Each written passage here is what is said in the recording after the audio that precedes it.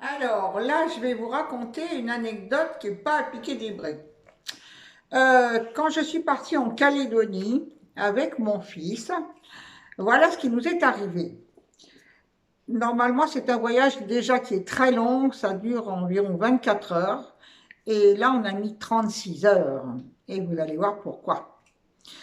Quand on est parti d'Orly, déjà, on a pris 1 heure de retard parce qu'ils avaient embarqué des bagages. Ils se sont aperçus que les passagers n'étaient pas là. Donc, il a fallu les attendre. On a déjà pris 1 heure dans les dents.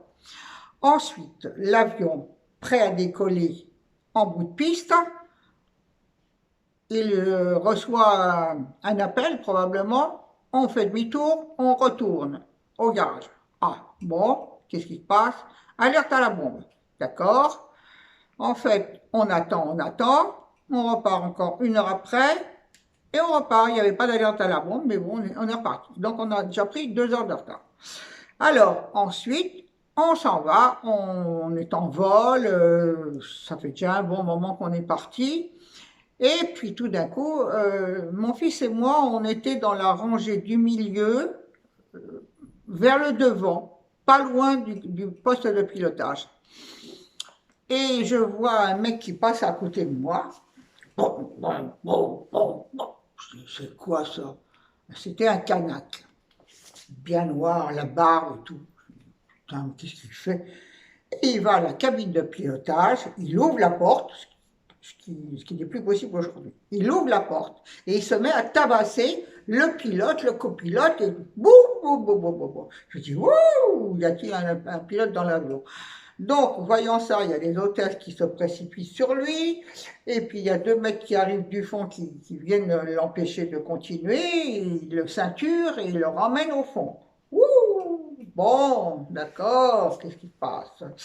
Alors, voyant ça, on a continué donc à voler, et peut-être, je ne sais pas, un quart d'heure, une demi-heure après, on nous annonce qu'on va atterrir.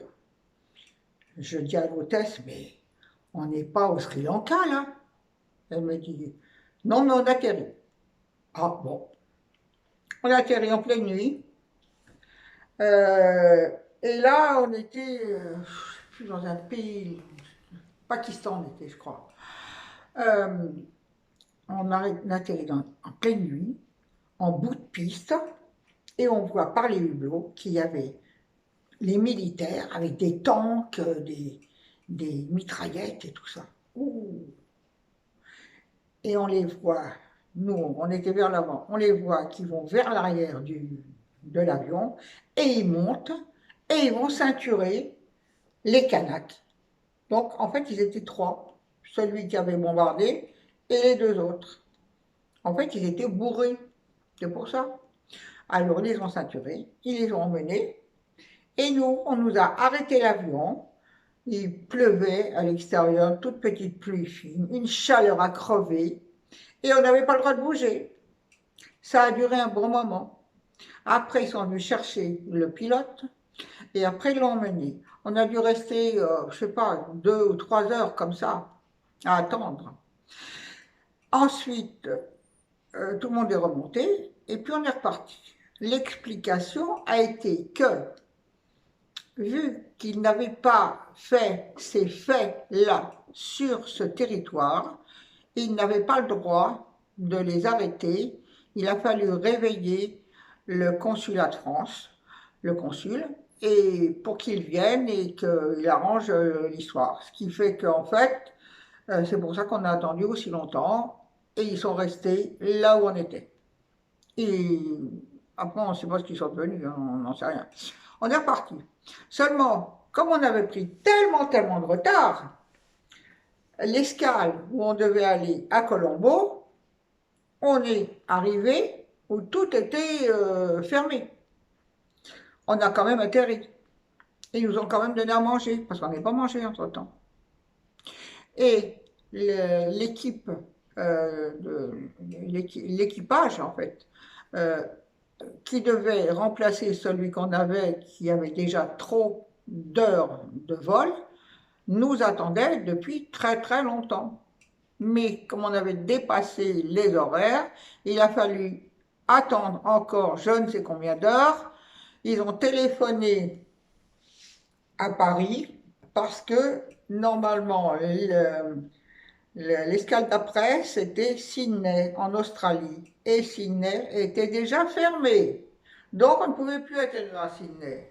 Ce qui fait que Paris s'est arrangé avec l'Australie et c'est Melbourne en Australie qui a bien voulu ouvrir pour nous. Donc on est reparti, on est arrivé à Melbourne, les gens de Sydney qui devaient monter dans l'avion pour la Calédonie, ils ont été les chercher en bus et ils les ont emmenés à Melbourne. Là, on a atterri dans un aéroport complètement noir, puisqu'ils avaient ouvert que pour nous, et on a fait l'escale et on est vite reparti. Et on est arrivé à Nouméa avec, on devait mettre 24 heures, on a mis 36 heures. À l'arrivée, il y avait la télévision, il y avait un monde fou qui nous attendait parce que tout ça s'était passé à la télé, mais en fait, ils ne savaient rien, ils ne savaient pas ce qui était arrivé. Donc il a fallu raconter tout ça. Et on était venu nous chercher, bien sûr, puisque ma meilleure amie, mon amie d'enfance, elle habitait là-bas à ce moment-là, et c'était chez elle que j'allais. Donc c'est son mari qui était venu nous chercher parce qu'elle ne pouvait pas. Elle avait une agence immobilière à ce moment-là. Et donc on est reparti et pendant plusieurs jours, il a fallu que je raconte à tout le monde tout ce qui nous était arrivé. Enfin voilà, c'était quand même une anecdote assez surprenante, mais bon, moi j'ai jamais eu peur vraiment, hein. C'était un peu pénible parce que ça a été très long, très très long. Mais bon, voilà, on s'en est sorti, hein. C'est comme je vous le disais déjà, l'aventure c'est l'aventure et on s'en sort toujours. Allez, ciao!